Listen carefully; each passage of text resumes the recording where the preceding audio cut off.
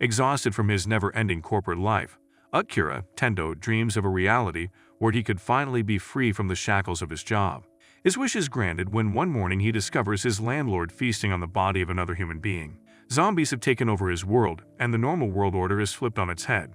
Taking hold of this opportunity, Akira vows to complete everything on his bucket list before he gets eaten and becomes a zombie himself. Running down the road, a middle-aged man seems to be avoiding something that is tailing him. Turning around with fear etched on his face, he catches sight of the creature he has been trying so hard to lose. An undead human being or zombie seems to have taken a liking for this certain individual and is intent upon feasting on his meat.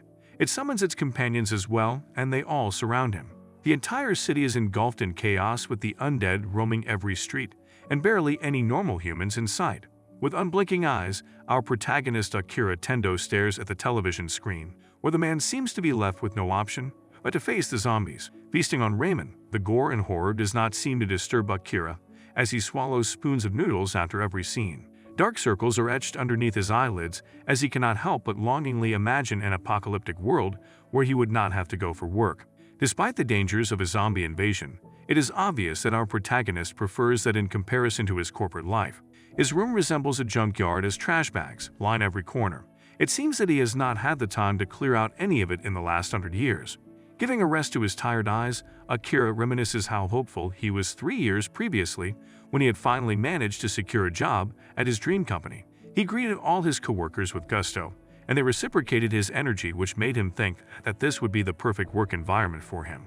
As the manager introduces him to each member of the staff, he is blown away when he comes face to face with the stunning Sorio Tori from the accounting department. It is love at first sight for our protagonist, as he is unable to keep his eyes off her throughout the day.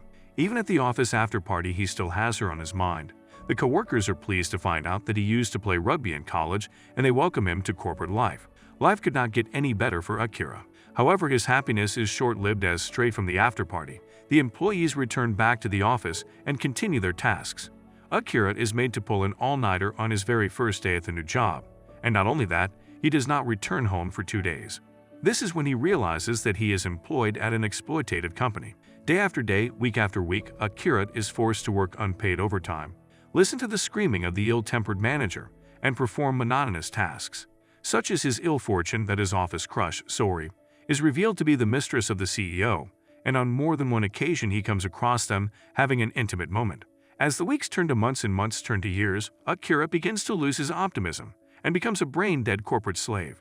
He barely has time for himself, and the limited hours of sleep he gets are never enough to truly give him peace. Exhausted as always, Akira falls asleep while watching the news about a disease that is spreading rapidly through the city. He awakens the next morning at the sound of his alarm, but he still does not feel well rested. Getting ready for another boring day, he suits up like a clockwork machine and exits his apartment. On the way, he passes by his landlord's room, where he stops to have a conversation with him. This is when hits the fan as he discovers his landlord eating the body of a human woman. Obviously distraught, Akira tries to sneak out, but the landlord catches sight of him and begins to chase him on all fours. Soon enough, all the deformed tenants of the apartments are running behind him, and while trying to hide, he rushes to the roof. Akira views the city where zombies seem to have taken over. Instead of panicking, however, he begins to celebrate. The realization that he would not have to go work anymore is enough to add color back to his monochrome world. He suddenly remembers Sori and rushes to her apartment to rescue her. However, he is too late, and he narrowly escapes from getting bit by the zombie version of her. Seated outside an abandoned convenience store, the boy decides to not waste a single second of his new life and prepares a bucket list of things he wishes to do before he dies. In his nightmares, Akira is still working at that horrible job and getting screamed at by the manager. However, he is filled with relief once he wakes up that he is no longer a corporate slave. Deciding to take a 3-year vacation in exchange for the time he spent as a breathing corpse, Akira decides to start by cleaning up the junkyard that is his room.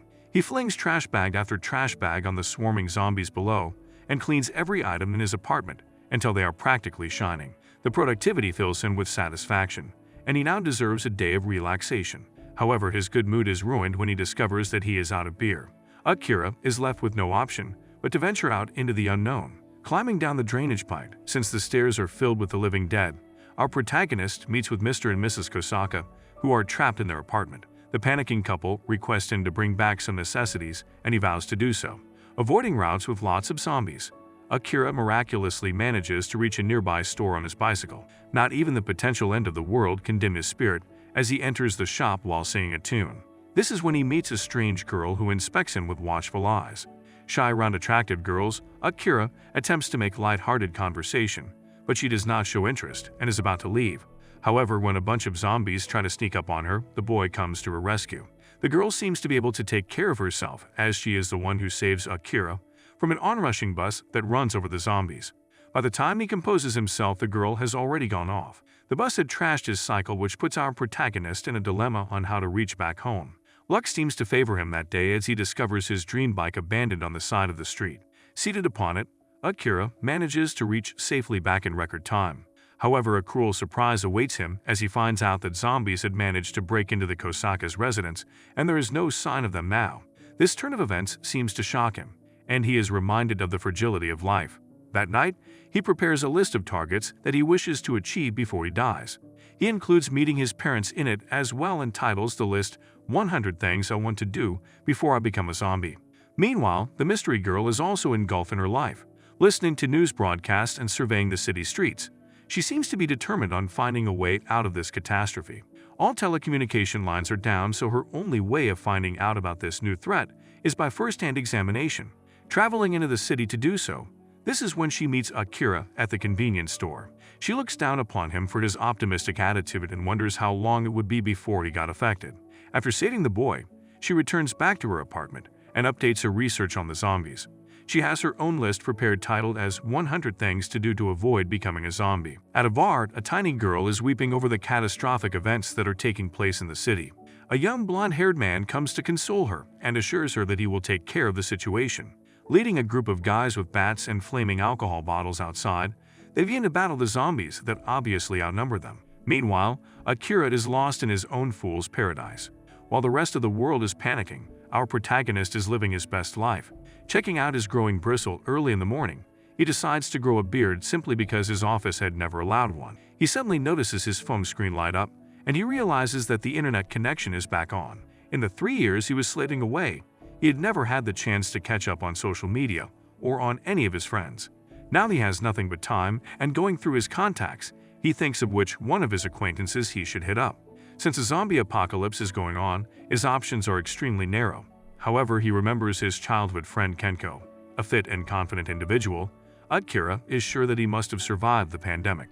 Meanwhile, in a brothel, Kenko seems to be in a spot of trouble. All the prostitutes and customers in the building had turned to zombies and were now after him. It had been 3 days since he had eaten anything, and he knew it was only a matter of time before the creatures discovered him. Falling to the floor in defeat, he thinks of his life and how incompetent his existence had been. The class clown at college, he had always been famous, and his best friend Akira had always been by his side to laugh at even his lamest jokes.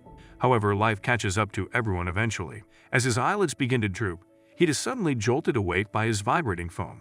Checking it, he realizes that he had been thinking of the devil, and thus he has appeared. He answers Akira's call, who asks him where he is. Kencho does not understand why the boy would want to meet in such dire circumstances, but he sends him his location. In a matter of minutes, Akira is inside the brothel after distracting the zombies. He greets his best friend with gusto and immediately becomes emotional. He begs Kencho's forgiveness for not listening to him when he asked him to leave his job. Just as their reunion becomes even more sappy, the living dead show up and force them to hide on the roof.